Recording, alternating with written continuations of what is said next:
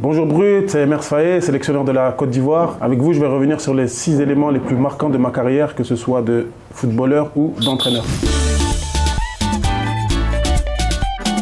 À l'époque, j'étais au FC Nantes. Moi, je suis originaire de Nantes, donc gagner la Coupe Gambardella avec mon club formateur, ça a été un moment très très fort. On avait une très très grosse génération. On était une bande de potes. Comme vous le savez, la finale de la Coupe Gambardella se joue toujours au Stade de France. Et pour le premier tour, quand on va jouer contre Créteil, donc le coach il nous fait visiter le Stade de France et il nous dit voilà, l'objectif, il est là, c'est le Stade de France. Donc si vous voulez revenir dans ce stade mythique, eh ben, vous savez ce qu'il vous reste à faire. Donc c'est vrai que soulever la coupe avec mon club formateur en tant que capitaine au Stade de France dans l'attaque était impressionnant. On était encore jeunes. Franchement, ça a été des moments vraiment que j'oublierai jamais. C'est une année qui combinait à la fois la Coupe d'Afrique des Nations et la première Coupe du Monde de la Côte d'Ivoire. Donc j'ai fait partie de ceux qui ont qualifié justement la Côte d'Ivoire pour sa première Coupe du Monde. Et en janvier, juste avant la Coupe du Monde, en Allemagne, je participais aussi à ma première CAN. C'était en Égypte.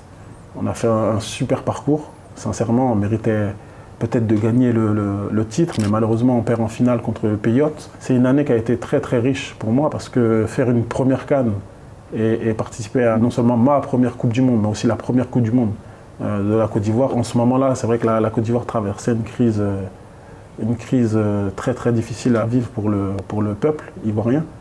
Et le fait de se qualifier déjà pour la première Coupe du Monde du pays, ça a redonné vraiment beaucoup de bonheur, beaucoup de joie et beaucoup d'espoir à la population ivoirienne. À l'époque, c'était la deuxième CAN parce que on l'avait déjà gagné en 92, donc ça aurait été la deuxième CAN pour la Côte d'Ivoire. On n'est vraiment pas passé loin, mais malgré le fait qu'on ait perdu en finale, les Ivoiriens étaient vraiment, vraiment fiers de nous, ils étaient vraiment contents. Et quand on est rentré d'Égypte, après la finale perdue, le peuple ivoirien nous attendait très très très nombreux et j'avais comme l'impression qu'on avait remporté la coupe tellement les Ivoiriens étaient fiers et ça...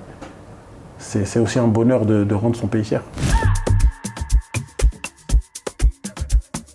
On est en 2012, je viens d'enchaîner ma 5e flébite après avoir repris la compétition seulement un mois avant. Je me souviens, on était à Caen ce soir-là, je jouais à l'OGC Nice, tout se passe bien, je suis en pleine forme. On mène. À Caen, il y a une coupure de courant, elle nous fait perdre 30 minutes. Après 30 minutes, le courant revient, on reprend un léger réchauffement pour finir le match. Et sur la première accélération, je sens une douleur derrière la cuisse. Donc je sors, c'était ma reprise. Et donc je ressens cette douleur derrière la cuisse. Alors au départ, je me fais pas trop de soucis, mais dans la nuit, je sens des douleurs qui me font fortement rappeler les douleurs que je ressentais quand je faisais des phlébites.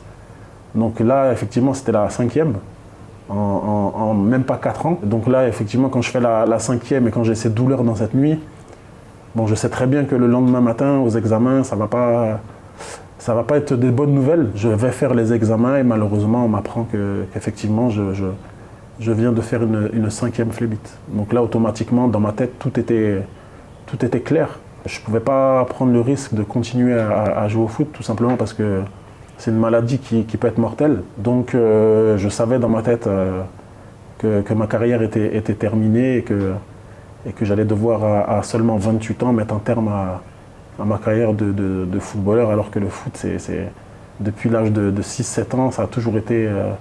toute ma vie. Donc ça a été un moment qui a été très très difficile. Je mets officiellement un terme à ma carrière en janvier 2012 et facile jusqu'à juin 2012, c'était très très difficile pour moi d'aller à un match de foot. Même à l'époque, je me souviens, je disais à ma femme, le monde du foot pour moi c'est terminé. Pourquoi ça a été un moment fort? Pour plusieurs raisons. Déjà, la première raison, c'est que c'est tombé le jour de mon anniversaire. Et pour l'anecdote, quand j'ai commencé à entraîner, donc en 2012, j'ai dit à ma femme, mon objectif, c'est qu'à mes 40 ans, je sois entraîneur au niveau professionnel. Pourtant, je commençais à peine à entraîner, j'étais avec des jeunes.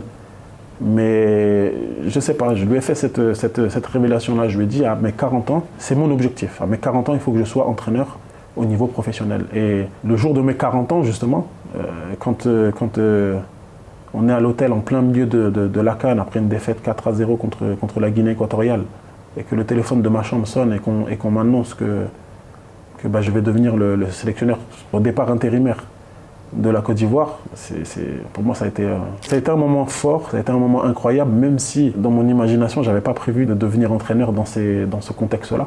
Mais malgré tout, ouais, c'était fort. J'ai appelé ma femme dès que je suis sorti du bureau du président et je lui ai dit finalement ce que je t'avais annoncé en 2012, ça vient de tomber. Et plus qu'à mes 40 ans, c'est le jour de mes 40 ans. Donc c'est vrai que cet élément-là, cet événement-là, c'est un événement bien évidemment que je n'oublierai jamais et qui malgré le contexte particulier, pour une nomination à la tête d'une équipe professionnelle, pour une première en tant qu'entraîneur professionnel, c'est un moment que j'oublierai jamais évidemment.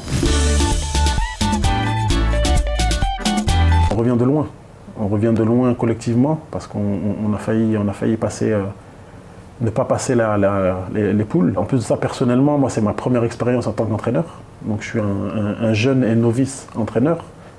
Et puis c'est chez nous, c'est une CAN qu'on organise à domicile.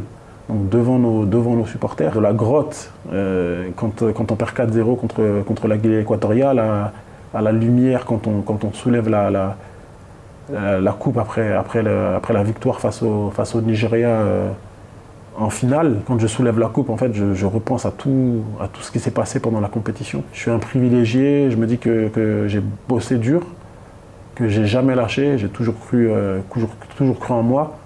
J'ai toujours cru aussi en mes idées. Ceux qui nous montraient à l'entraînement qui voulaient jouer, que c'était nos soldats et qui voulaient vraiment se battre pour le pays, ont joué. Et je pense que ça a créé au sein du groupe vraiment un élan de solidarité qui a fait qu'on a pu traverser les moments même les plus difficiles. Et très souvent, on a gagné grâce aux joueurs qui rentraient en cours de jeu.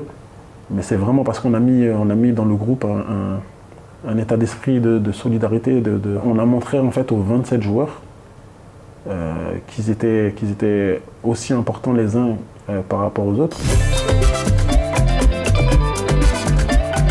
Ça fait 2 éditions de la Coupe du Monde que la Côte d'Ivoire rate, donc 2018 et 2022. Et c'était important que le pays fasse son retour dans cette compétition. Aujourd'hui, vraiment, je savoure cet instant, je profite vraiment de cette chance que j'ai. Et de ce privilège. Surtout que je me rappelle qu'en 2012, quand j'arrêtais ma carrière, je savais vraiment pas ce que j'allais devenir dans le football. Et pour moi, faire tout ce chemin-là en 13 années, en 13 saisons, avec des hauts, avec des bas, en tout cas, c'est vraiment la première chose à laquelle j'ai pensé quand on a décroché notre ticket pour la Coupe du Monde. C'est quelque chose qui me rend vraiment fier. Est-ce qu'on peut dire que c'est finalement cette blessure, c'est l'arrêt de la carrière en 2012, ça a été finalement un mal pour un bien? Oui, aujourd'hui, bien sûr, avec le recul, avec tout ce qui s'est passé, avec tout ce que j'ai vécu, avec tout ce que je vis aujourd'hui en tant qu'entraîneur, bien sûr, je me dis que finalement, peut-être que Dieu a estimé que carrière de joueur, c'était pas pour moi, mais par contre, carrière d'entraîneur, c'était ma destinée.